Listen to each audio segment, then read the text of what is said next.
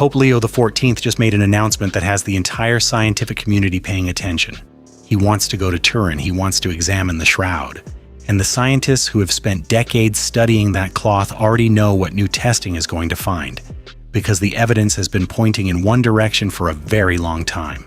The image cannot be explained. The blood is real. The radiocarbon test that called it a medieval forgery was proven to have tested a repair patch, not the original cloth.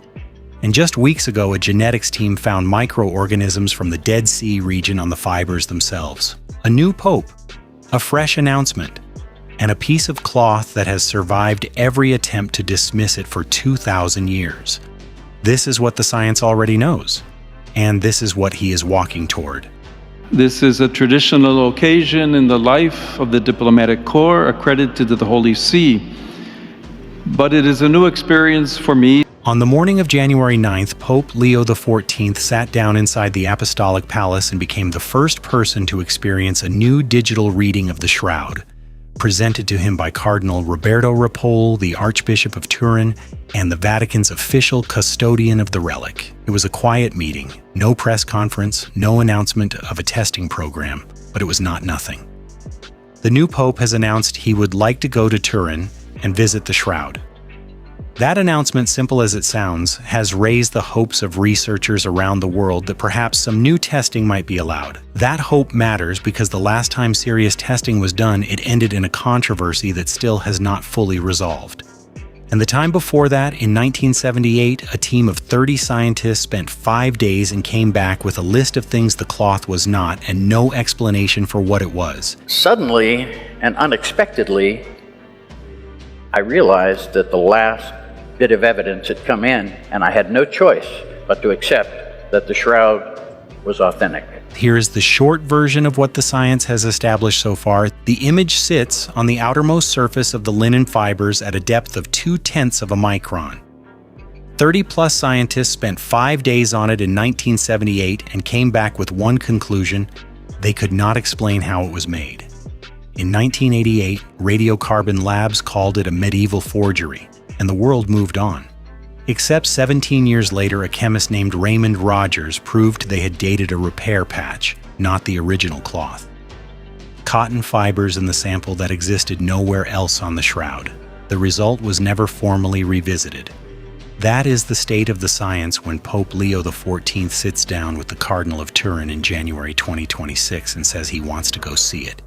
And now, something else has happened. A new genetic study, published as a preprint in early 2026, led by Dr. Gianni Barcaccia of the University of Padua, found DNA traces on the cloth, pointing toward a complex journey across regions and centuries.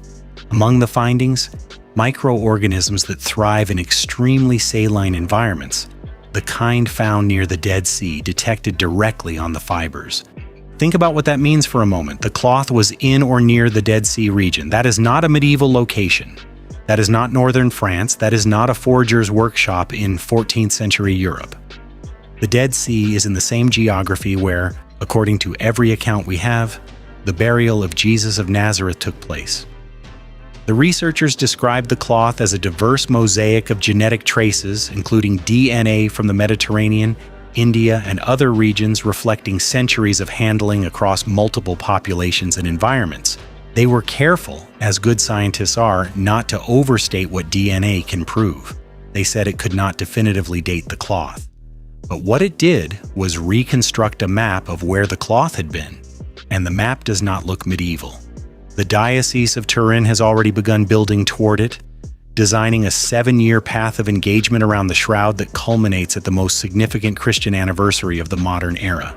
And right now, for the first time in decades, the man who controls access to that cloth has said he wants to go see it himself. That man is Pope Leo XIV. And understanding who he is matters to understanding why this moment is different. He is not a man who has been passive about the shroud.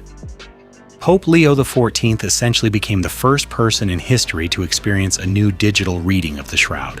This was not a ceremonial formality. The new pontiff announced he would like to go to Turin and visit the shroud in person, raising the hopes of researchers around the world that perhaps some new scientific testing might finally be allowed.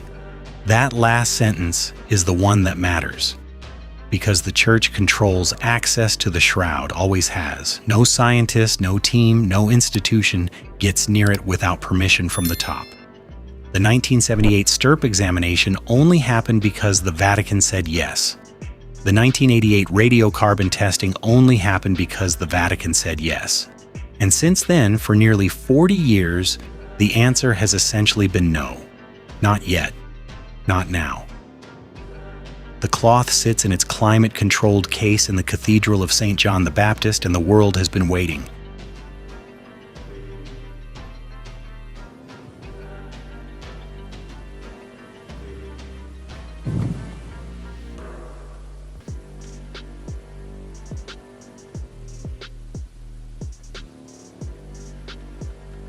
A new pope who wants to go there personally, who sat down with the Cardinal of Turin in the first weeks of 2026 and engaged with the relic directly, who comes from a tradition, the Augustinian order, built on rigorous intellectual inquiry and honest engagement with evidence.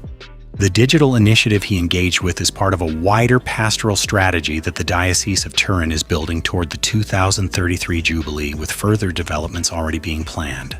A new pope moving toward Turin, a DNA study pointing to the Dead Sea, a 7-year runway to 2033. This is not a coincidence of timing. This is political and institutional traction that the research community has not had since 1978.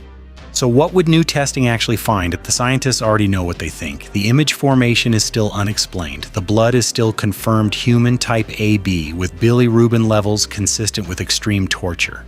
The three-dimensional encoding is still unexplained. The DNA now points toward the Levant. The radiocarbon result is still compromised by the repair patch Rogers identified before he died. None of that adds up to a medieval forgery. All of it adds up to an object that keeps surviving every attempt to close the case on it. There is something Barry Schwartz said in the last years of his life that sits differently now given everything happening in 2026. He spent 46 years on this cloth.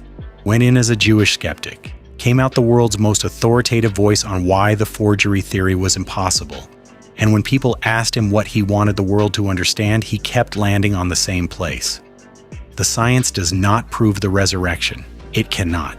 What it proves is that the cloth cannot be explained, and at a certain point the science stops, and everyone has to decide for themselves. The new pope walking toward Turin does not resolve that. No test ever will. But what it does is reopen a question that keeps refusing to stay closed. The most studied artifact in human history. The most debated piece of cloth in 2,000 years of recorded time. And right now, for the first time in a generation, the man with the authority to say yes to new testing has said he wants to go see it.